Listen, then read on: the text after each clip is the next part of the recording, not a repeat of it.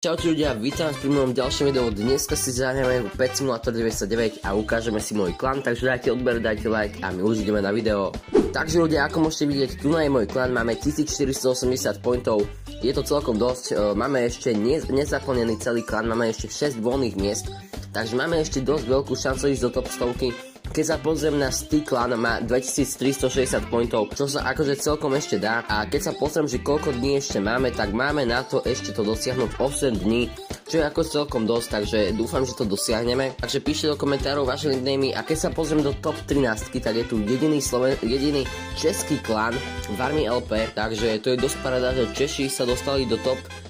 50 alebo top 20 by som mohol povedať, takže top 13